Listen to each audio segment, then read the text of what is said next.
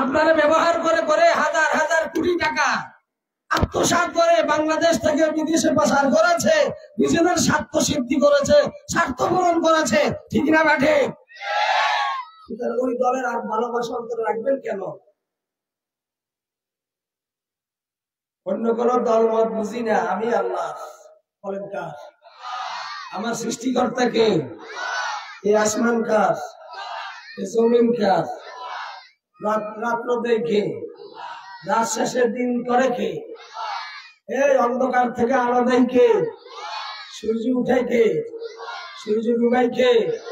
জমিনে ফসল দেয় কে? মেঘনা নদীতে মাছ ধরেন, এই মাছ দেয় কে? আপনার নারকেল গাছে নারিকেল ধরায় কে? আপনার আম গাছে আম ধরাই কে? যদি কন্যা খা আপনারা যে ৬০-৭০ বছরের জীবনের হায়াত দিছে, এটা দিছে কে? জীবনে দিল আল্লাহ, জমিনেও আল্লাহর, সবকিছু দেও আল্লাহ। তো আমি কার? জোরে কয় না কার? তাহলে আসমানও আল্লাহর, জমিনেও আল্লাহর, যা খাই যা ভোগ করি সব দেয় আল্লাহ। তো আল্লাহর জমিনে আইন চলবো কার? এটা তো সবাই করলো। আল্লাহর জমিনে আইন চলবো কার? আর আমি কার? তাহলে আল্লাহর জমিনে আমি আইন মানবো কার? আওয়ামী বিএনপি বুঝি নাই, আমেরিকার দালালিয়া, রাশিয়ার, ভারতের গোলামি নাই। সামনে চলবো মদিনার গোলামি, আল্লাহর গোলামি। আর কারো মত আর পথ দেখতে চাই না, সামনে দেখতে চাই বাংলার মাটিতে মদিনার পথ আর মত। কথা ঠিক কিনা? সুতরাং কোন দল কোন মতের ভালোবাসা অন্তরে থাকতে পারবে না যদি মুসলমান হইয়া থাকে। অন্তরে ভালোবাসা থাকবে কার? যেহেতু আপনি মুসলমান, আমি মুসলমান, আপনি ইমানদার, আমি ইমানদার। ওয়াল্লাযীনা আমানু আশাদ্দু হুব্বান লিল্লাহ। যিনি প্রকৃত ইমানদার তার অন্তরে পৃথিবীর সবকিছুর চাইতে ভালোবাসা, মহব্বত বেশি থাকবে কার? ধরে কইলে কার? কার? দুঃখ লাগে, দুঃখ লাগে।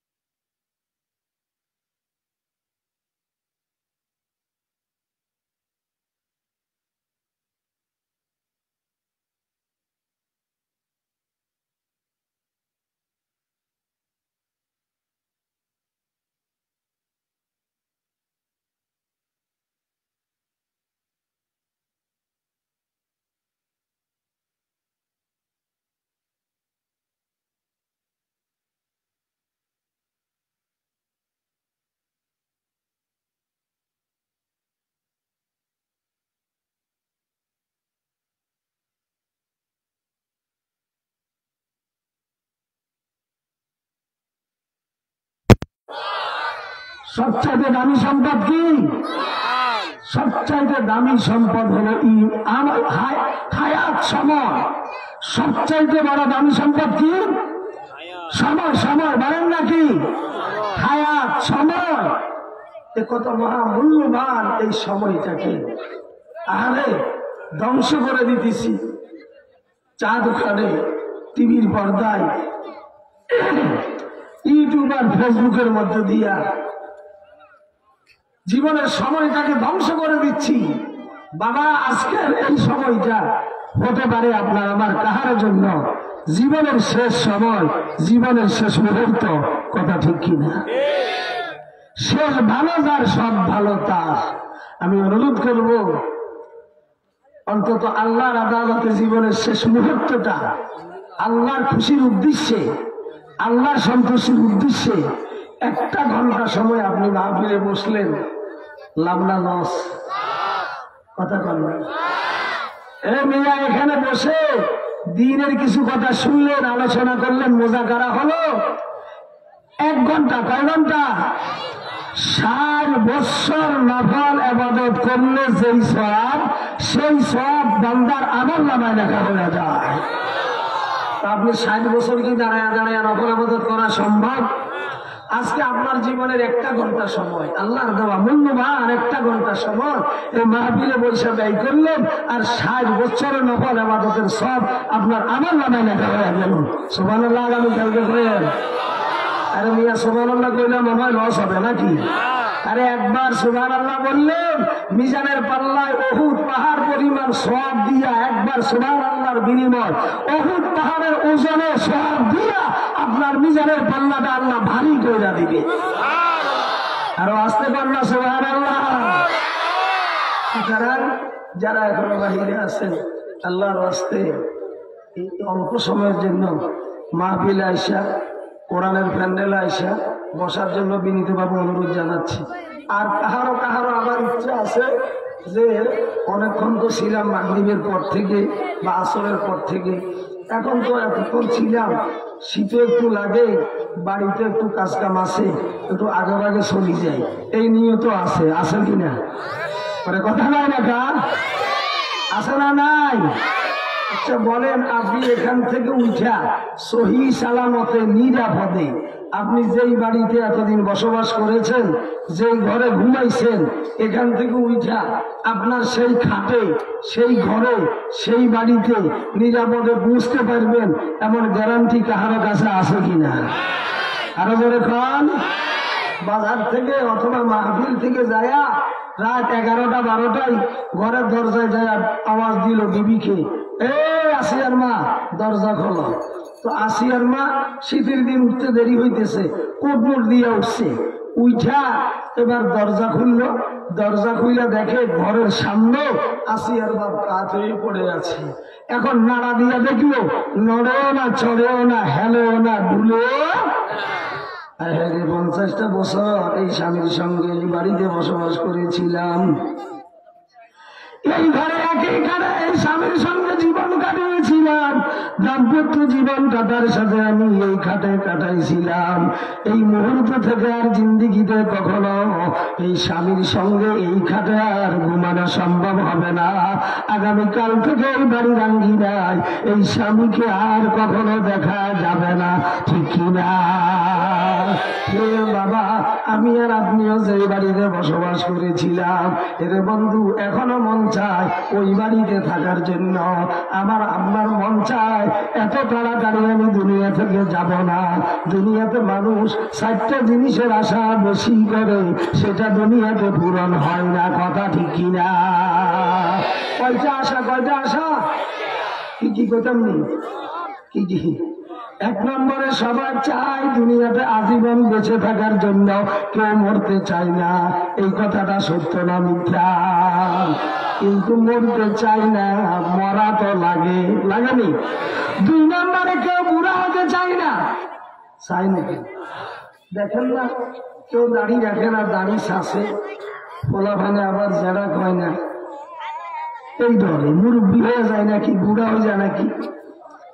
আবার কেউ দাড়ি যদিও থাকে থাকছে, তো এতে খেজাব লাগা, খেজাব কালো খেতাব লাগায় কালো কইরা রাখে, যেন বুড়া না বুঝা যায়, যেন তারা জোয়ান লাগে, ঠিক না?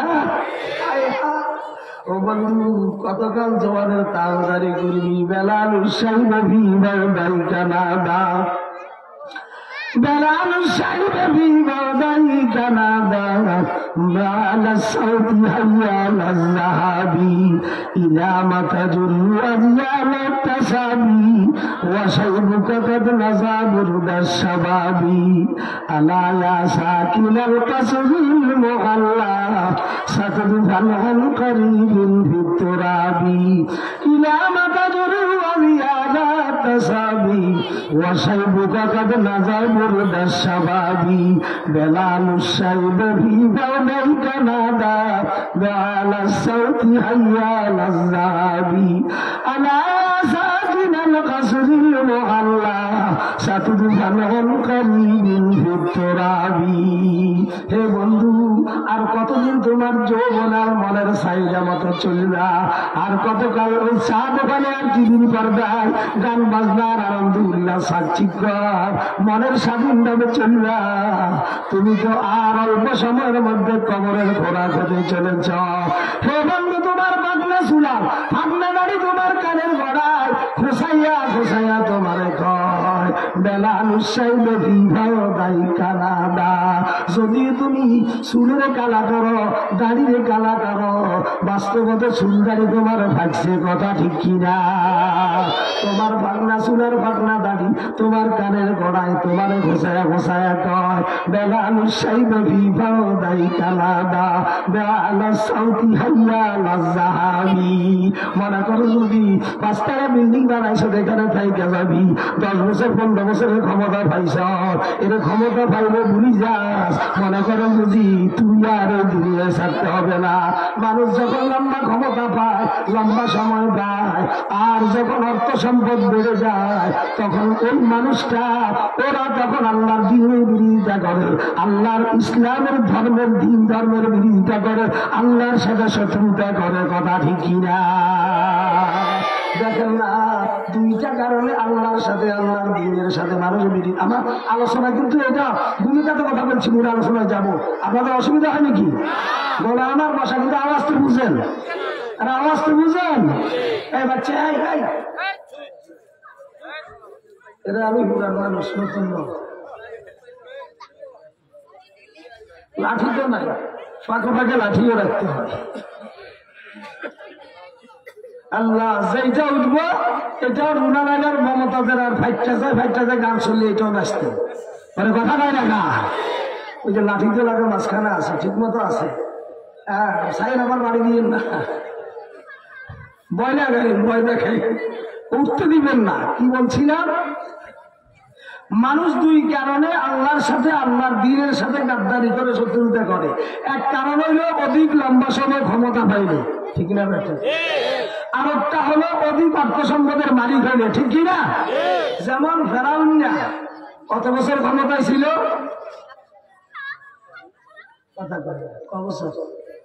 জানার না, এত বছর 400 বছর। কন্যা ক বছর?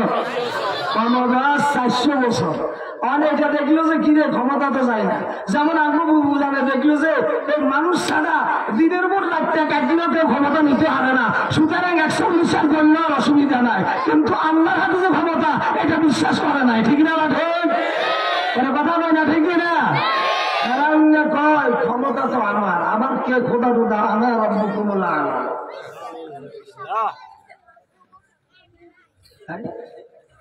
এখন আল্লাহ কয় কিরে তুই যে খোদা দাবি করস, এটা আবার দিনের বেলা খোদা দাবি করলো, রাত্রি বেলায় আবার জঙ্গলে যায় আল্লাহর কাছে কইতো আল্লাহ গো তুমি যে আসল খোদা এটা তো আমিও জানি, তুমি যে আসল খোদা, তবে আমি খোদা দাবি করলে আমার কাছে কেন ভালো লাগে।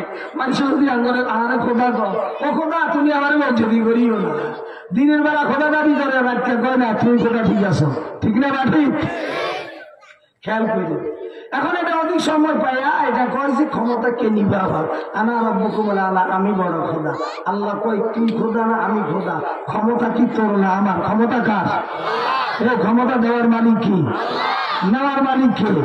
তাবারাকাল্লাযী বিয়াদিহিল মুলক ওয়া হুয়া আলা কুল্লি শাইইন কাদির। এই পৃথিবীর সার্বভৌমত্বের মালিক, সর্বময় ক্ষমতার মালিক একমাত্র কে? ক্ষমতা ইজ্জত দিয়া ফুলের মালা দিয়া বসায় কে? কথা কয় না কা? আবার জুতা দিয়ে ভিড়াইয়া নামায় কে? যেমন আল্লাহ ফেরাউনরে ক্ষমতায় বসাইছে, এখন ক্ষমতা পায়া এখন আল্লাহর সাথে গাদ্দারি, আল্লাহর দ্বীনের সাথে গাদ্দারি। আল্লাহর দ্বীন আল্লাহর জমিনে থাকতে দেওয়া হবে না, আল্লাহর পয়গম্বরকে বেঁচে থাকতে দেওয়া হবে না। ও বন্ধু, মুসা পয়গম্বরের বিরুদ্ধে, মুসা পয়গম্বরের পিছনে লেগেছে, আল্লাহর দ্বীনের দাওয়াত বন্ধ করার ষড়যন্ত্রে লিপ্ত হয়েছে।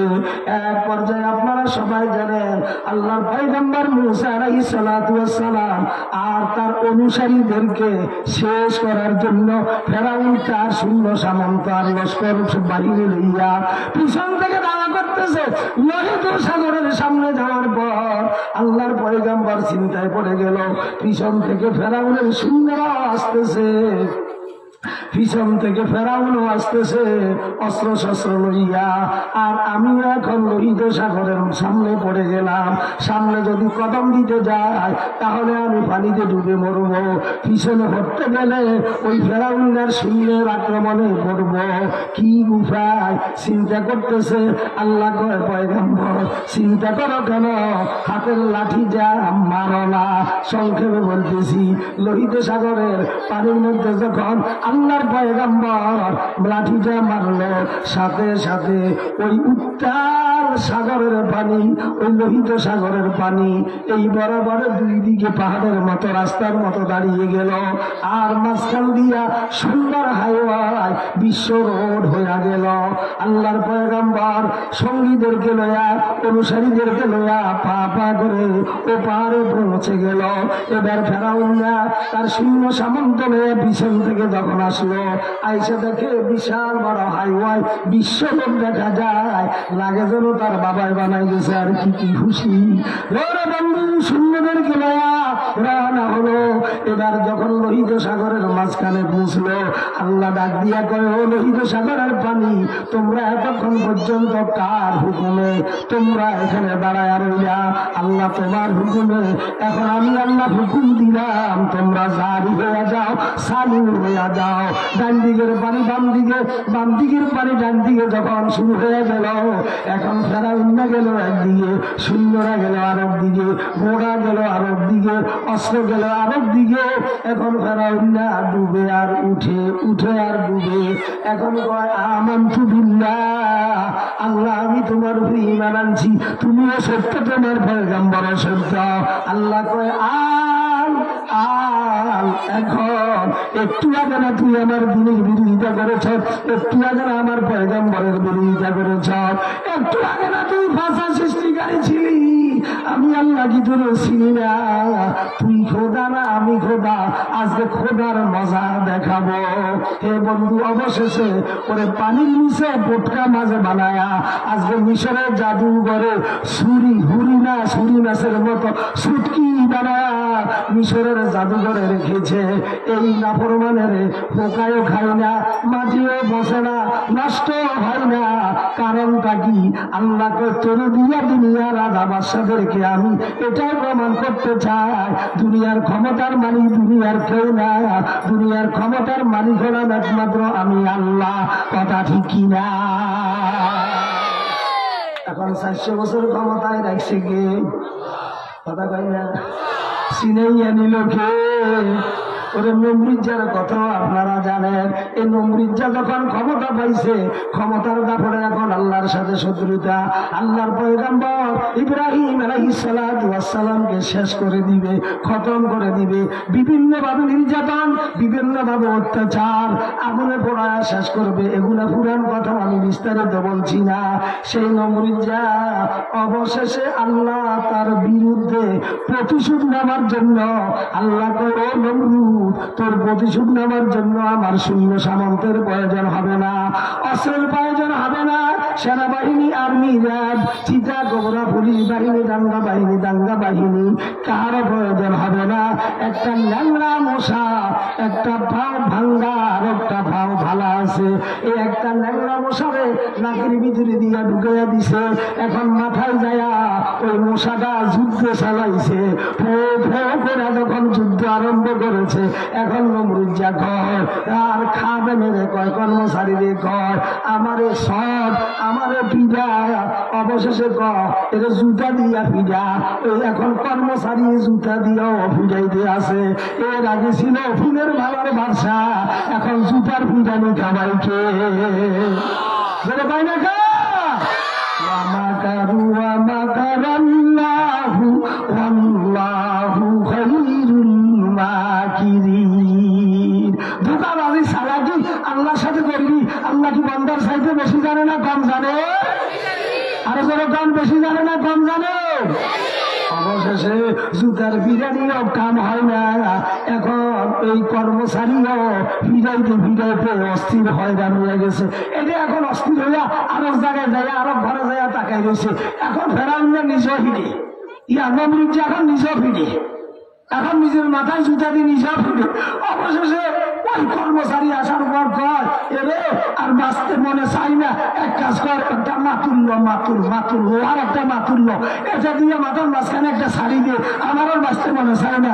এবার কর্মচারী পার দেরি করে লাভ কি, তখন সুযোগ পাইছি দিল মাতুল দিয়ে একবারই ল্যাংলা মশাকেও কাম সাইছি। আল্লাহর দুশ্মনের প্রতিশোধ দেওয়া শেষ হয়ে গেছে, আমার ডিউটি দায়িত্ব শেষ। হ্যাঁ ভাই আপনার ধন্যবাদ জানাচ্ছি, আমি আমার কাজ সেরে চলে যাচ্ছি। ঠিক না মাঠে বন্ধু, যারা ক্ষমতা পায়া আল্লাহর দ্বীনের সাথে ইসলামের সাথে আল্লাহর সাথে যদি কেউ গাদ্দারি করতে চায়, এই পৃথিবীতে যুগ যুগ ধরে সবাই চেষ্টা করেছে আল্লাহর দ্বীন, আল্লাহর ইসলাম, আল্লাহর ধর্মকে এবং আলেম ওলামাকে কোরআনকে পৃথিবীর বুক থেকে বিদায় করে নিজেরা টিকে থাকবে। ও বন্ধু, ফেরাউনও নাই, নমরুদও নাই, আবু জাহেলও নাই, ওই যে সাদ্দাদও নাই, কারুনও নাই, আবু জাহেলও নাই, উতবা সাইবা নবীরাও নাই। যুগ যুগ ধরে যারা এই দুনিয়া থেকে ইসলামকে বিদায় করার চেষ্টা করেছে সবাই বিদায় হয়ে গেছে। ইসলাম আছে, ইসলাম থাকবে, ইসলামকে কেউ বিদায় করতে পারবে না। কথা ঠিক না রাখে? সুতরাং একদলে ক্ষমতায় আইসা চরিত্র যেটা দেখাইছে ফলাফল আপনারা দেখছেন। এখন আর এক দলের ক্ষমতা আসার জন্য চেষ্টা করে, আমরা কিনা করি না। এখন আর এক দলের ক্ষমতা আসার চেষ্টা করে কি করে না? আওয়ামী লীগের এই গজবে বলা মুসিবতে ফাইছে, দেশের টাকা চুরি করছে, ঋণ চুরি করছে, দুর্নীতি করছে, তারপরে যাই ওই যে কি করতাম জায়গায় জায়গায় চাঁদাবাজি করছে। মানুষে তাদের নির্যাতন অত্যাচারে তাদের এই সমস্ত ওই শাসনের কারণে দেশ এবং জাতি অতিষ্ঠ হয়ে বাধ্য হয়েছে আওয়ামী লীগকে দেশের ক্ষমতা ছুট করার জন্য। তো আপনারা যারা দেশের ক্ষমতায় আসতে চান, আপনাদের চরিত্র যদি সাদাবাজির চরিত্র থাকে, আপনাদের চরিত্র যদি টেন্ডারবাজি থাকে, আপনাদের চরিত্র যদি মানুষের উপরে জুলুমের থাকে, আপনাদের চরিত্র যদি দলীয়করণ থাকে, আপনাদের চরিত্র যদি আলমের নির্দেশে থাকে, তো ওনাদের 5 মিনিট সময় মোটামুটি দেওয়া হয়েছে, আপনাদের 5 মিনিটে দেওয়া হবে না। ঠিক না? সুতরাং আসতে চাইলে চরিত্রকে ভালো বানায় আসার চেষ্টা করি। দাওয়াত দিলাম, দাওয়াত বড় কষ্ট নিয়েন না। বাস্তব হইলাম না অবাস্তব হইলাম, ওরা কথা কয় না। কারণ একটা খারাপ গেলে ভালো আসতে না, কথা কয় না। খারাপ শরীর গেলে খারাপের দৌড়ান তুললে ভালো ফেদার আসায়। ঠিক না? তো যারা আসবে তারা যেন ভালো হয়ে আসে, দেশ জাতির বন্ধু হয়ে আসে, তাদের দ্বারা যেন দেশের উপকার হয়, জনগণ যেন শান্তি পায়, সেই জাতীয় দল, সেই জাতীয় নেতা, সেই জাতীয় ক্ষমতাওয়ালা যেন ক্ষমতায় আসে। আল্লাহর কাছে দোয়া করি আল্লাহ যেন দেশের কল্যাণের জন্য সে ভালো মানুষগুলোকে ক্ষমতায় বসায়। বলেন না আমিন? যাই হোক, তো কোন কথা থেকে বললাম, কোনখান থেকে বললাম? আল্লাহ 4টা আশা বেশি করে, কথা খেয়াল আছে নাকি? 1 নম্বরে কেউ মরতে চায় না, আজীবন বেঁচে থাকতে চায়, কিন্তু এরপরে মরতে হয়। ঠিক না? ঠিক। 2 নম্বরে কেউ বুড়ো হইতে চায় না, সবাই আজীবন জোয়ান থাকতে চায়। কথা কয় না? আপনাকে মনে কথা খেয়াল নাই, ভুলে গেছেন নাকি? আরে এখান থেকে তো আমি গেছিলাম এদিকে, ঠিক না? আচ্ছা বলেন তো, বুড়ো হতে চায় না, এরপরে বুড়ো হওয়া লাগেনি? হ্যাঁ, বুড়া লোকের কিন্তু জান্নাতে জায়গা নাই, সেই এটা পরে বলবো। কয়টা গেছে? 3 নম্বরে সবাই দুনিয়াতে চায় সুস্থতার জীবন নিয়ে বেঁচে থাকতে। আচ্ছা, আপনি যতই সুস্থ থাকতে চান, কেউ কি আজীবন সুস্থ থাকতে পারে? কয়টা গেল? 4 নম্বরে সবাই চায় টেনশন মুক্ত, পেরেশানি মুক্ত জীবন নিয়ে বেঁচে থাকতে, ঠিক না বেঠিক? আচ্ছা বলেন তো, টেনশন ছাড়া কোনো আল্লাহর বান্দা আছে কিনা? তাহলে 4টা আশা দুনিয়াতে করে বটে, এটা দুনিয়াতে পূরণ হয় না। এই 4টা আশা পূরণের জায়গা কোথায়?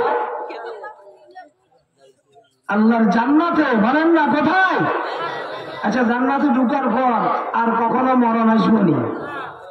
জান্নাতে মরণ আসেনি, অনন্তকাল বেঁচে থাকার জায়গা আল্লাহর জান্নাত। 2 নম্বর, বুড়া মানুষের আল্লাহ কখনো জান্নাতে ঢুকাবে? তখন বুড়ারা কি দুজনে যাবে? কথা কয় না? আল্লাহ কয়, বুড়া যদি তোর জীবনটারে ঈমান আর আমল দিয়া সাজায়া আমার নবীর রঙে রঙিন কইরা আমি আল্লাহর সন্তুষ্টি অর্জন কইরা দুনিয়া থেকে আসতে পারো, একটা বুড়ারও আমি আল্লাহ বুড়া রাখবো না। সকল বুড়া লোকগুলারও 26 বছরের যুবক বানায়া, বেহেশতের ধুলা বানায়া আমি আমার জান্নাতে প্রবেশ করাবো। সুবহানাল্লাহ করলা। তাহলে এই আশা জান্নাতে ঢুকার পর এইটা 26 বছরের নওজোয়ান যুবক হয়ে ঢুকবে, আর কখনো বুড়া হবে? 3 নম্বর, জান্নাতে কোনো অসুস্থতা আছে না, সর্দি কাশি হবো না, গায়ে জ্বর উঠবো না, হার্ট লিভার কিডনির সমস্যা হবো না। তাহলে তো আরব বাজার দুনিয়ার মতো ডাক্তার লাগবো, হাসপাতাল লাগবো, গাড়ি লাগবো, মুখখানে সে মুখখানে নিতে হইব। তাহলে শান্তির জায়গা কোথায় গেল? এক কথায় জান্নাতে কোনো প্রকার অসুস্থতা। 4 নম্বর, ওখানে কি হাট বাজারের টেনশন আসেনি, মামলা মোকদ্দমার টেনশন আসেনি, ফোলা ভাঙ্গার পেরেশানি আসেনি। 4টা আশা পূরণ করতে হলে আল্লাহর জান্নাতে যাওয়া ছাড়া ওই আশা পূরণ হবে। সুতরাং ছিলেন দুনিয়ার বাড়িতে, থাকতে তো পারবেন না। যদিও জোয়ান হইতে চান, আল্লাহ আপনার ওই যে বলছিলাম ওরা পাকনা চুল পাকনা দাড়ি আমাদের কম, যে এইটাই তুমি রাখতে পারবে না, ক্ষমতায়ও পারবে না, বাড়িঘরও পারবে না। তুই থাকতে চাইলে তোরে রাখবে, চলে যেতে হবে। ওই 4টা আশা পূরণ হতে হবে আল্লাহর জান্নাতে। সুতরাং আমার জিজ্ঞাসা, আল্লাহর জান্নাতে যায়া এই মনের 4টা আশা পূরণ করবো, এই আশাটা আছে কিনা? কার কার আশা আছে একটু হাত তুলে দেখান। আল্লাহ যারা হাত উঠাইছে, যে আশাগুলো আমরা দুনিয়াতে করছি, আল্লাহ দুনিয়াতে যে আশা পূরণ হবে না, আল্লাহ আমাদের সবাইকে জান্নাতের মেহমান হিসাবে কবুল করো। আল্লাহ আমাদের 4টা আশা জান্নাতি বান্দা বানায়া জান্নাতে নিয়া আমাদের আশা পূরণ করিয়ে বলেন আমিন। এই আশা নিয়া জান্নাতে যাব, 4টা আশা পূরণ হবে। এই আশা নিয়া আখিরি মুনাজাত পর্যন্ত জমে বসে থাকবো। মুনাজাত হওয়ার আগে একটা লোক বাড়িতে যাব না। রাজি আছেন তো ইনশাআল্লাহ? আল্লাহ তুমি হাত লম্বা করে উঠান। আল্লাহ তুমি সবাইকে কবুল করো।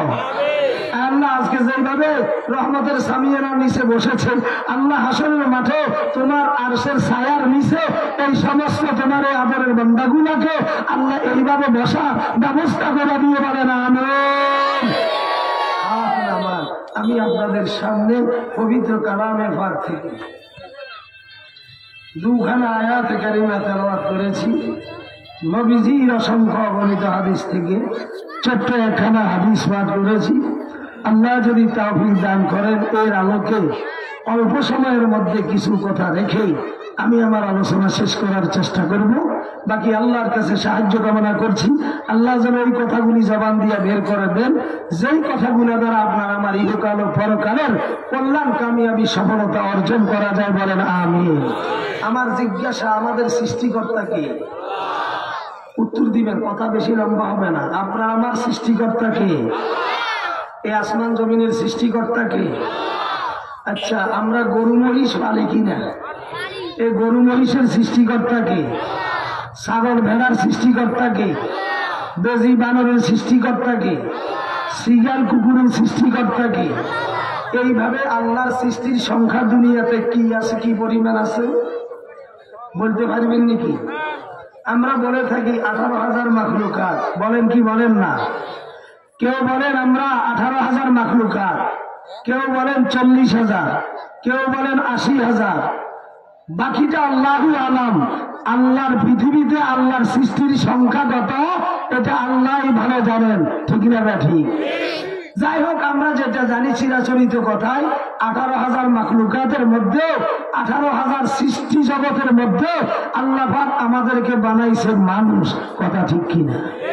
আচ্ছা বলেন, যদি আল্লাহ আপনারে আমারে কুত্তা বানাই দিত, আল্লাহ যদি আপনারে আমারে শিয়াল বানাইতো, আল্লাহ যদি আপনাকে আমাকে গরু আর ছাগল বানাইতো, তো বলেন তো আজকে এই রূপে, এই চেহারায়, এই সুন্দর শীতের পোশাক গায়ে দিয়া এই মাহফিলের এই প্যান্ডেলের ভিতরে বসা কি সম্ভব হইতো? যেরকম সম্ভব হইতো কিনা? কুত্তা বানাইলে বাড়িতে এখন পাহারাদারি করতাম। এখন মানুষ হয়ে আছে ভালো ভালো কোরমা ফলা বিরিয়ানি জর্দা খায়, কুত্তা কি কোরমা ফলা বিরিয়ানি জর্দা খায়নি? কি খায়? হাড্ডি খায়, কাঁটা খায়, পায়খানা খায়, মার খায়, আবর্জনা খায়, ঠিক না ঠিক? আচ্ছা বলেন, যদি আল্লাহ আপনারে আমাদের গরু বানাইতো তাহলে এই শীতের ভিতরে খাট পালনে ঘুমাইতে পারতাম নাকি খোলা জায়গায়? কথা কয় না কা? যদি আল্লাহ আপনারে আমারে শুয়োর বানাইতো, ও পৃথিবীর মানুষ, তোরা মানুষ না বানায়া যদি আল্লাহ পাক বেজি আর বানর বানাইতো, চেয়ারম্যান হতে পারতি না, এমপি হতে পারতি না, মন্ত্রী হতে পারতি না, প্রফেসর হতে পারতি না, ব্যারিস্টার হতে পারতি না, ইঞ্জিনিয়ার হতে পারতি না, ডাক্তার হতে পারতি না, মাস্টার হতে পারতি না, প্রেসিডেন্ট হতে পারতি না, তোরে আল্লাহ কুকুর বানাইলে কুত্তা হইয়া মানুষের বাড়িতে বাড়িতে ঘুরা লাগতো, ঠিক না ব্যাঠে?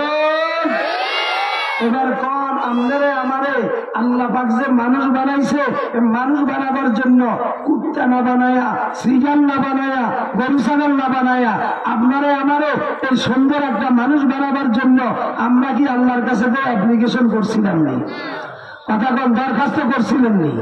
আপনার আমার পক্ষে আল্লাহর কাছে কে সুপারিশ করেছেনি?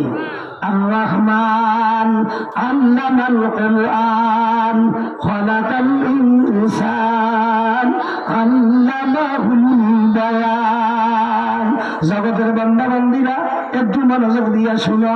আল্লাহ ইচ্ছা করলে তোমারে আমারে গরু ছাগল বানায় পাঠাইতে পারত, ইঁদুর বিড়াল বানায় পাঠাইতে পারত, এর বন্ধু শিগাল কুকুরে বানায় পারত। তা না কইরা দরখাস্ত ছাড়া, সুয়ার ছাড়া, সুপারি ছাড়া পৃথিবীর শ্রেষ্ঠতম জাতি খলাকাল ইনসান, আল্লাহ গরু মহিষ ছাগল ভেড়া ইঁদুর বানর না বানায়া পৃথিবীর শ্রেষ্ঠ জাতি মানব জাতি হিসাবে আল্লাহ দয়া করা সৃষ্টি করেছেন। এটা কি আল্লাহর দয়া নয়নি? কথা কন, কথা কন, আল্লাহ দয়া না? এখন আল্লাহ ও জগতের বান্দা বান্দি, আমি ইচ্ছা করলে তোরে গরু মহিষ বানাইতে পারতাম, ইঁদুর বিড়াল বানাইতে পারতাম।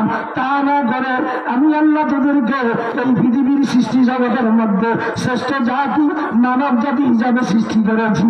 আর তোরা মানব জাতি ব্যতীত পৃথিবীতে যত সৃষ্টি আছে 17,000, 40,000, 80,000। ও বন্ধু, আল্লাহর সৃষ্টি জগতে যত সৃষ্টি আছে আল্লাহ বলে মানব জাতি, এই আসমান বানাইলাম তোদের জন্য, জমিন বানাইলাম তোদের জন্য, চন্দ্র সূর্য বানাইলাম তোদের জন্য, গাছপালা বানাইলাম তোদের জন্য, নদ নদী বানাইলাম তোদের জন্য, পাহাড় পর্বত বানাইলাম তোদের জন্য। এক কথায় মানব জাতি ব্যতীত আল্লাহর সৃষ্টি জগতে আল্লাহ যত কিছু সৃষ্টি করেছে সব বানাইছে, সব কিছু সৃষ্টি করেছে একমাত্র আপনার আমার সৌজন্যে, মানব জাতির সৌজন্যে। কথা ঠিক কিনা? এই আসমান কার জন্য বানাইছে? সেটা কয় না? আসমান আপনার জন্য বানাইছে, তার মানে আসমান থেকে আল্লাহ পাক আপনার আমার জন্য জমিনে আল্লাহ রিজিক পাঠায়, বৃষ্টি নাজিল কইরা আপনার আমার ফল বাগানে ফল ধরায়, আপনার আমার জমিনে ফসল সৃষ্টি করে। কথা ঠিক করে বেঠে? আমরা মনে করি এই পৃথিবীতে আপনার আমার চেষ্টার মেহনতে আপনার আমার রিজিকটা চলছে। আল্লাহ কয় না না, ওয়া মিন দাব্বাতিন ফিল আরদি ইল্লা আলাল্লাহি রিজকুহা। রিজিক করো বান্দা, রিজিক পাইবা কোনখানে? রিজিকের পয়সা না চলছে আসমানের উপরে। কথা ঠিক কিনা? এখন আমি মনে করি রিজিক আমার চেষ্টায় আসে। আল্লাহ কয় না না বান্দা, রিজিক তোদের হাতে না, রিজিক দুনিয়ায় না, রিজিকের পয়সা না। আমি আল্লাহ আসমানে বৈশা করি, এই আসমান থেকে রিজিকটা তোদের কাছে আমি আল্লাহ পাঠাই। তোদের চেষ্টা মেহনতে তোদের কাছে কখনো রিজিক আসে না। কথা ঠিক কিনা? কথা ঠিক না? ঠিক। এখন বান্দা তুই মানে গরস, কিভাবে খাবি, কিভাবে চলবি? একা তুমি ভাবছ নিছে, ভাবিবার তুমি কে? যার ভাবো না সেই ভাবিব, তুমি ভাবো তাহাকে। আমরা এখন আল্লাহর বাদ দিয়া, আল্লাহ রসুল বাদ দিয়া, পরকাল বাদ দিয়া শুধু রিজিক রিজিক রিজিক রিজিক, নদীতে সাগরে দোকানে জমিনে পাগল পারা হয়ে গেছেন। আপনার কাছে সময় নাই। আজান দিনে হুজুর দোকানদারির বাজার আছে, জামিনা বেশি, এখন মসজিদে যাওয়ার সময় হাতে নাই, রিজিকের ভালো হয়ে গেছে। ঠিক না ঠিক? আচ্ছা, আপনারা সৃষ্টি করলো কে? বিয়া যদি আপনি করেন, বকি আরেকজনে চালাই বলি। কথা কয়, বিয়া করছেন আপনি, আপনার বকি আরেকজনে চালাই বলি। আপনি নিজে, ঠিক না ঠিক? সন্তান জন্ম দিয়েছেন আপনি, এখন আপনার ভোলা মাইয়ার বরণ ভূষণ, খাওয়া দাওয়া, চিকিৎসা যা দরকার, এটা কি আরেকজনে চিন্তা করবে না? বাবা বুঝে না লাগে জানো কে করবে? আল্লাহ কয় সৃষ্টি করেছি আমি, একা তুমি ভাবছ মিছে, ভাবিবার তুমি কে? যার ভাবো না সেই ভাবিব, তুমি ভাবো তাহাকে। আল্লাহ তো সৃষ্টি করছি আমি।